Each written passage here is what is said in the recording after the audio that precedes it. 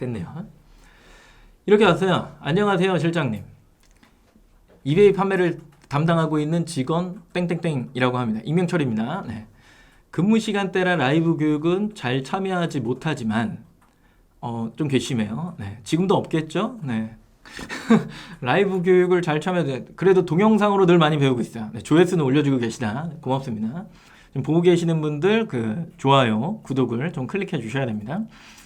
예전에도 광고 관련 몇 번의 질의를 드렸는데 늘 친절히 알림 주셔서 감사합니다. 뭐 몇 번 주셨나봐요. 저는 기억이 안 나요, 사실.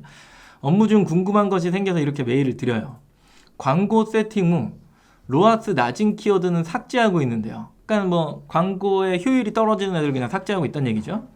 상품 메인 키워드의 경우 전환율은 20%예요.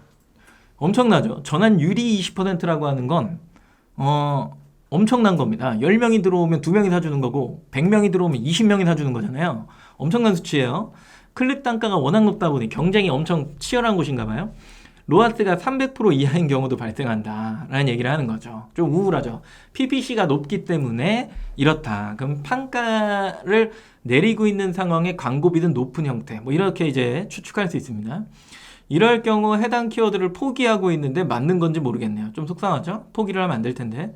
금액을 낮춰서 저순위로 놓아봤는데 효율은 오르지 않더라 라는 이야기를 하는 겁니다. 금액을 낮춰서 저순위로 놨다라는 건 원래 한 3, 4등 혹은 1, 2등에 노출을 하고 있었던 광고를 9순위 쪽으로 내렸다, 뭐 이런 얘기죠. 그죠? 그러면 파워클릭에 있었던 걸 파워클릭 라이트 쪽으로 내렸다, 뭐 이 얘기가 될 수 있는 거고요. 그죠? 자, 그리고 광고 리포트의 기간은 최대한 길게 잡는 게 좋다고 배웠는데, 두 번째요. 특별히 시즌 상품이 아닌데도 90일로 했을 경우, 30일로 했을 경우 이 90일과 30일의 효율 차이가 크대요.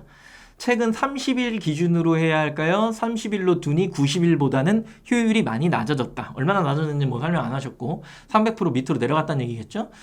보통 그룹 전체 로아스를 우선 확인 후 크게 떨어진 그룹의 경우 개별 키워드를 다시 뜯어보는데 그룹의 값은 의미가 없을까요? 네, 의미 없죠. 저 안에서 아무리 뭘 뒤져봐도 그것과 로아스는 전혀 별개의 문제이기 때문에 계속해서 뒤지고 하나하나 관리한다 한들 큰 효과를 보기는 힘들다.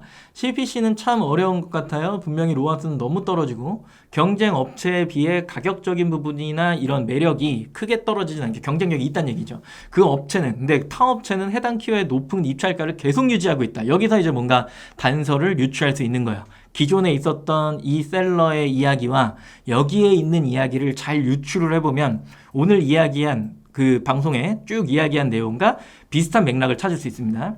로아스가 낮다고 해당 키워드를 오프하는 게 맞는지 따라가는 게 맞는지 늘 같은 고민이 도돌이표다. 뭐 늘 하는 생각이죠.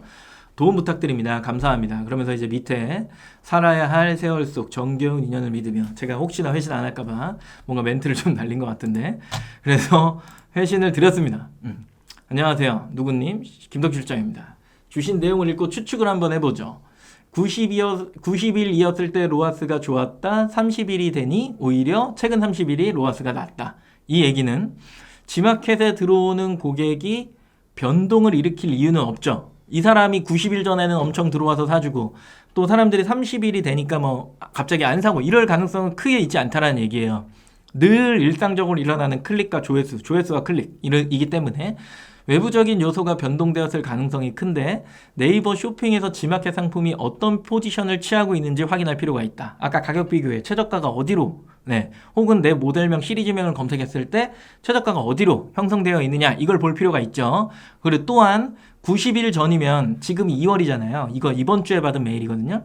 빅스마일데이 기간이라 트래픽이 증가되었던 기간, 딱 3개월 전이면 굉장히 폭발적으로 지마켓 옥션에 고객이 많이 들어오는 시기입니다.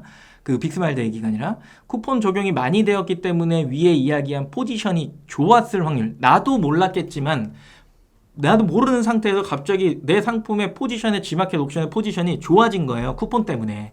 그러니까 몰랐는데 그냥 팔리니까 좋은 거죠. 그 타 사이트가 그 시기에는 어떻게 팔렸는지를 좀 생각을 해보시는 것도 필요하고요. 그럼 빅스마일데이 때는 원래 100이었던 트래픽이 1000이 된다는 얘기는 쿠폰을 마구마구 뿌리기 때문에 굳이 구매 욕구를 가지지 않았던 사람들도 들어오는 경우가 있습니다. 그런 경우.